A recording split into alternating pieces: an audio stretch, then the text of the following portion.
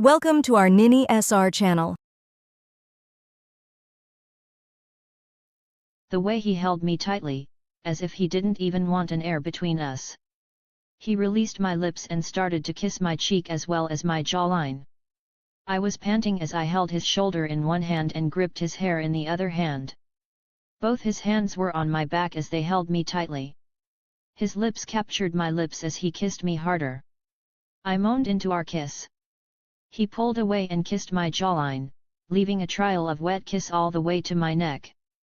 He starts with slight kisses and bites me as he sucks hard. I turn my head as give him a whole access. I panted and moaned. I felt his smirk on my neck. When he kissed my neck bone, I threw my head back and moaned loudly. As he was working on my neck, I heard someone call my name. Locks. No way. I pulled his face from my neck and captured his lips as I cupped his face in my hands. Locks. I was shocked as I opened my eyes between our kiss. I saw light on his side face. Oops. I pulled away from our kiss. We both turned to see the person standing in front of us with a torch in his hand. Hunty, I said, looking at the person in front of us. You bitch, why are you here? Nevin turned to look at me with a confused look as he pulled away from me. I held his hand because I didn't want him to hear this bitch's thoughts. Oh, sorry, I didn't know you might be in the middle of an important business. He laughed and looked at me as off the torch. You bitch, why are you here? I hit his shoulder with my left hand. Am I not allowed to come here? As far I know, I also own this place and I flew across the ocean to see my baby girl. This is how you treat me? He says dramatically. Stop calling me baby girl. I said as I hit him again. How do you know I'm here? I asked. As I remember, I told him I was in Bali and I don't remember that I told him the exact place.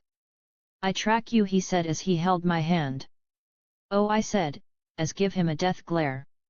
Not only my family, we 5 also have access to tracking 5 of us. It isn't like a tracking phone, it's about the chip on my body. Huh.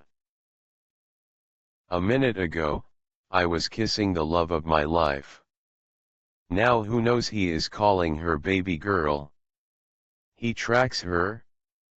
I will forgive you, and this time only, my miracle said as she left my hand and gave him a hug. I seriously need it. Thanks, Locks.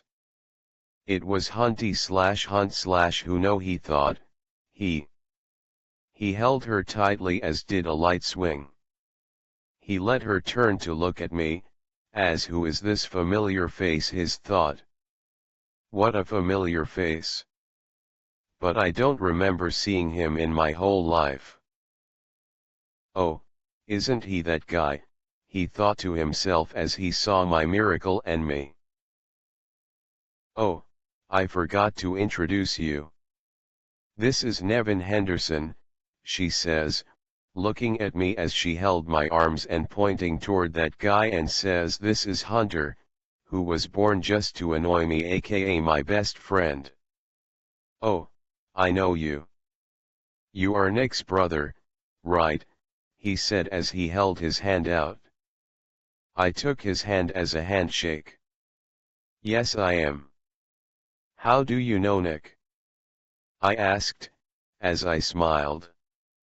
He squeezed my hand tightly and smiled at me and said we met at parties and my brother is a lawyer, so sometimes our brothers work together. He released my hand and held my miracle hand, which held mine, pulled her toward him and hugged her tightly. I missed you. I'm sorry I had to come here. He made me do it. Hunter thought as he kissed my miracle forehead. What? Who's he? He releases her and gets his phone from his jacket. I should send approve his thoughts as selfie, he asks me and my miracle. Even though I don't know why he wants or who he is going to send, I nod my head and says okay, and my miracle says okay. He took 2 or 3 selfies as my miracle stayed close to me. Okay. I will wait for you in our home locks. Bye. He said and turned to me, waved a bye and left. As he left, my miracle turned toward me. I should go too, before he informs the whole world about what he saw, she shyly said. I smiled at her and nodded my head. It's kind of awkward. A few minutes ago, we kissed deeply as we molded our lips together. Now I can't even look into her eyes. You ask me who designed these houses, right? My miracle asked me as tilted her head. I nod my head as yes as I remember about our conversation about these houses. He's the one, she says. Oh good, I said as I looked at her. She says bye as she starts to walk away from me. As I look at her back, she turns and runs toward me and gives me a tight hug as I hug her back. Thank you for dinner and also for the magical kiss, she whispered in my ears as she held my neck. She pulls away and gives a small peck on my lips and says bye one last time. I stood still looking at her run toward her house. I feel like I'm on a cloud. As she left, I ran toward my house. I want to tell someone about my first kiss with my miracle. I went inside and lay on my couch and pulled out my phone from my pocket.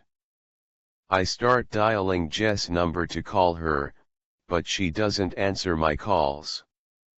I made a heavy sigh as I looked at the ceiling and thought about the magical kiss we had. When she asks for a kiss, I don't know what to say. That's why I asked her again. She was sure. As I thought about the kiss, there was a light blink on the tea table. I got up and looked at my miracle phone on that table. I picked it up, saw a call from an unknown number, but I didn't answer it.